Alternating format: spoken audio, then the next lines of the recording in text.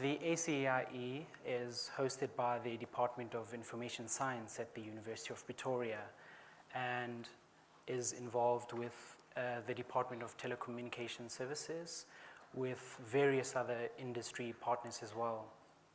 And basically what we do is conduct research and workshops across South Africa and abroad in terms of information ethics, and we have done quite a number of workshops in South Africa specifically.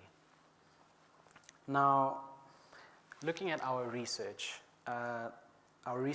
is, kindly note that it's a work in progress, and it's a very superficial look into privacy and surveillance issues, as ethics itself has a lot of what-if scenarios.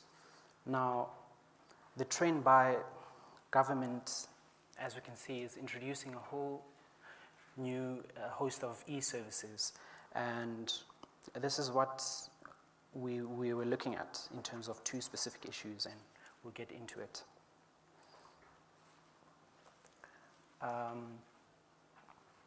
Now, just as an introduction, privacy is the cornerstone of safety. But the fundamental question we need to ask ourselves is, what if safety is the very thing violating privacy? Now, as I was mentioning, e-government services are key instruments to engaging citizens, and participation in policy decision-making is important. Streamlining civil services and reducing administration, providing convenient access and further control. Successful e-government services in South Africa include the SARS e-filing system. Now, these services rely on a networked information system of which information is collected and stored on a server that we don't even know, as Prof had mentioned earlier in his presentation. Now, there are a number of ethical issues related to e-government technologies, relate to privacy and accessibility, inaccessibility of information, and the ability of the user or collector to manipulate that information. Unauthorized access to individuals' personal information can become an ethical challenge when care is not taken to apply security measures to maintain that confidentiality. Now, there is a history of corruption in the public sector, which has resulted in citizens not being able to trust in our government services, and confidence needs to be restored in that regard. The people in charge of e-government systems, but also the technology that promotes e-government development. Now, we need to ask ourselves, is our information safe? A question that we may have to look at is, how much of your privacy are you willing to give away for the sake of your convenience? We're constantly, just give me a moment. Is it absolutely worth it, for instance, to give your personal details to get a loyalty card, for instance, to get points and rewards at a convenience store? Now, this research was aimed at promoting the debate of information use and create awareness of the possible use and misuse of recorded personal information within emerging e-government services in South Africa. Now, special focus was given to information privacy, surveillance issues that may arise in the implementation of e-tolling and smart card IDs. Now, looking at the concept of privacy, Mason had identified 4 other main ethical issues, but here we're looking at privacy, and it is a difficult concept to define in this modern age, simply because of the rapid technological advances that take place, and there are continuous changes with social norms, values, and public opinions, and the ideological trends. The rapid growth of technologies in various media has led to the popular characterization of privacy as the right to be left alone. Good afternoon, everyone. So as Mr. Lechaba has stated, we look very little at the legal side of things in the kind of research we do, but rather looking at the people. We're looking at the people issues, things like trust, perception, and choice.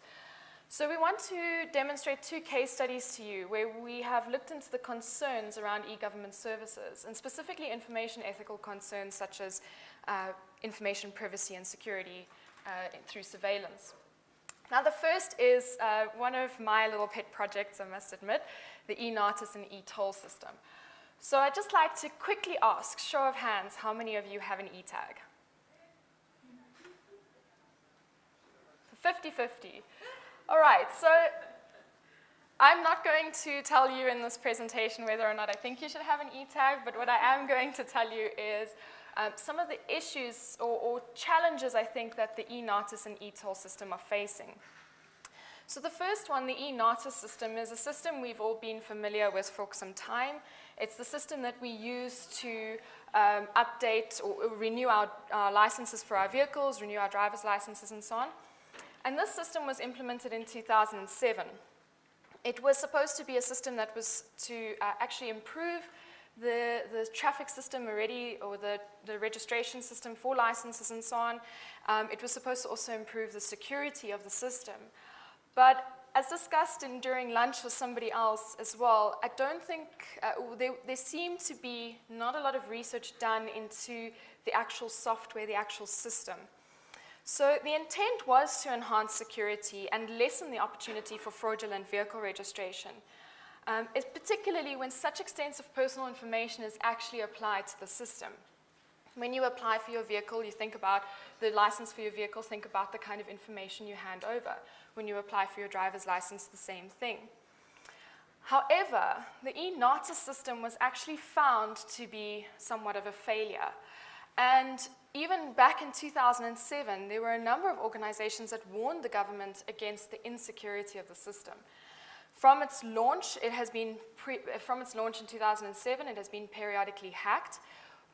Some of the last hacks happened actually following the e-toll system implementation, which connects to the e-notice system.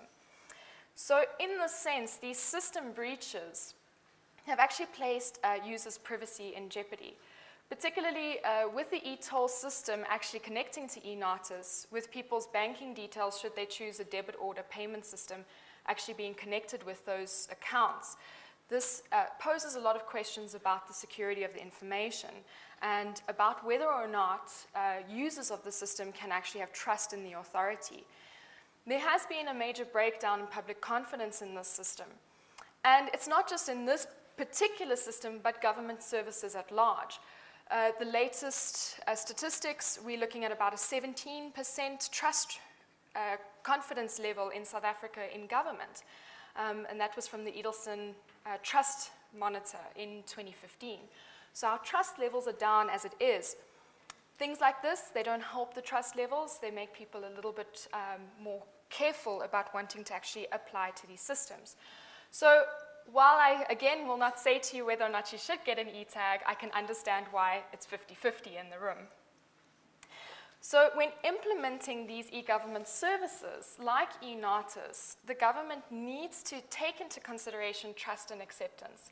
They need to really look into whether people are going to accept this. And apart from a number of other issues, which I won't discuss, we're just going to look at the issues of trust here. This is one of the reasons why the e-toll system, the GRT system, Gauteng Open Road Tolling System, actually has not been as successful as they originally had hoped it would be. One of the big issues coming out of all the panels and the platforms of discussion has been the issue of lack of trust. While these electronics in the GFIB and GRT system, it's a whole intelligent transport system that was implemented from 2007. It includes surveillance technologies like closed-circuit television cameras and so on. And while all of these are actually really meant to improve road conditions, and in many ways they do, the surveillance cameras do allow for faster emergency response and the monitoring of traffic, the system also makes it possible to undertake a kind of roll call, if you'll put it like that, of the entire network, the tolled network.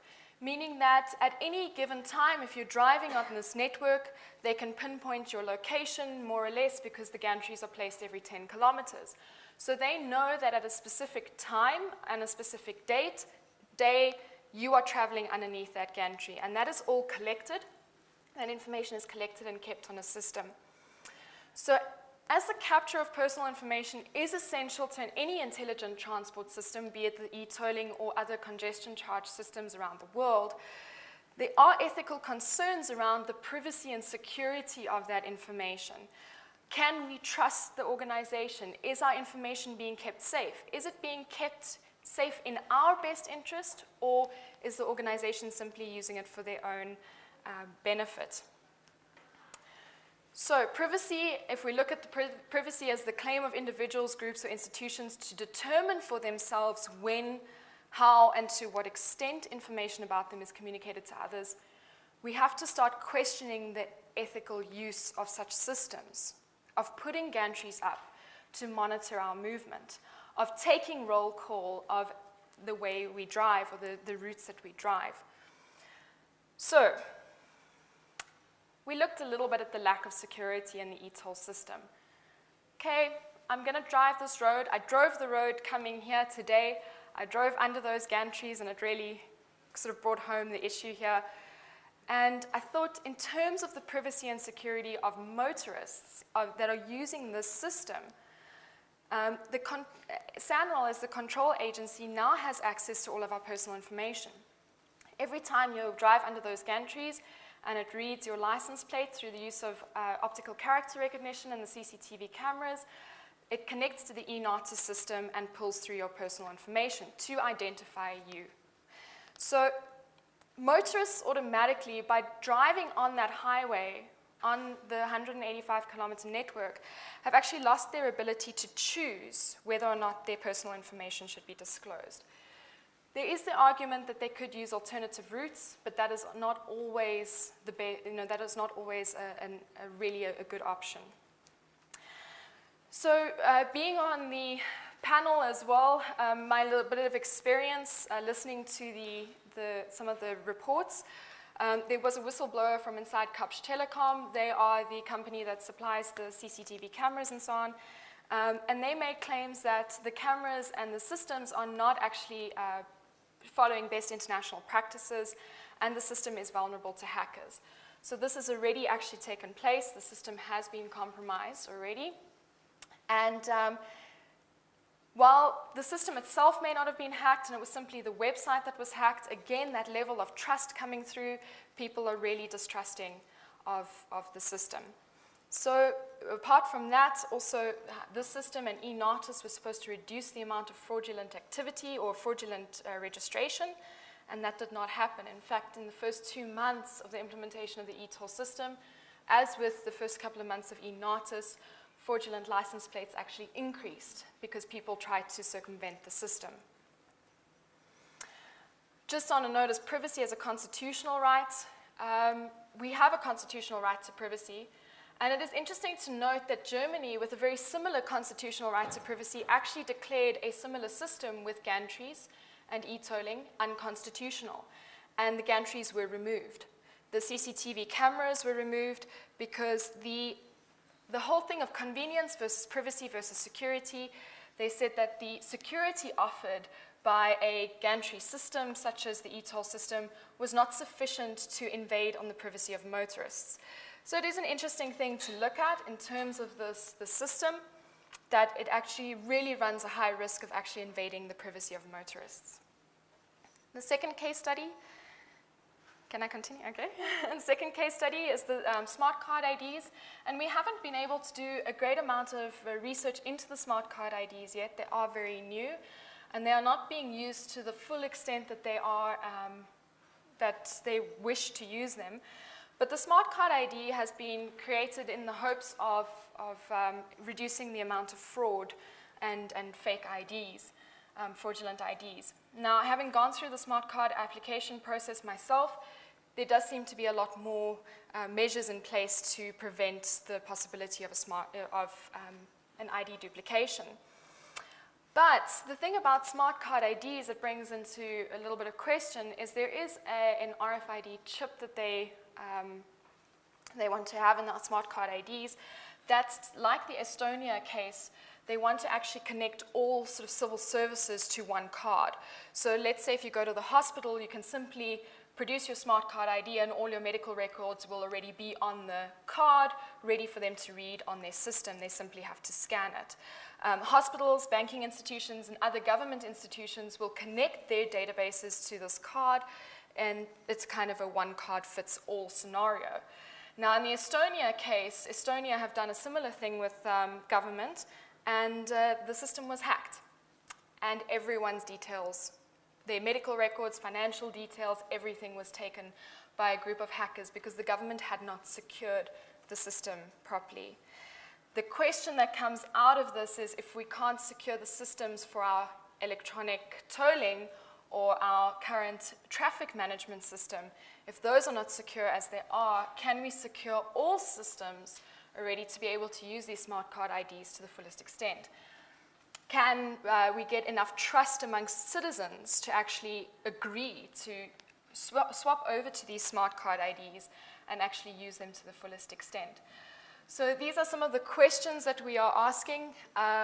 These are a lot of what-if questions. There's a lot of what-if looking at the international case studies, looking at what has happened in Estonia, for instance, the breach of personal information that happened there with these smart card IDs, the threat that it might pose to individual privacy if measures are not put in place, and also whether or not public will accept these systems, not just for smart card IDs, but for any e-government system. We've seen the success in e-filing, in SARS e-filing. I'm sure most of you use e-filing. It's very convenient. So we more or less tried and tested. We can sort of trust that system. But when it comes to the other systems, there seems to be a definite lack of trust. And as we move towards a greater e-government, the question then comes in whether or not we can actually circumvent these challenges and get people to accept these technologies so that we can move on to other things like e-voting. I think it would be very nice if we didn't have to go and stand in a queue to vote, but could rather simply sit in the comfort of our own home with a cup of coffee and look over all the candidates and select online. But I think that in terms of what the research that we've done, we're a little way off from that still. Thank you very much.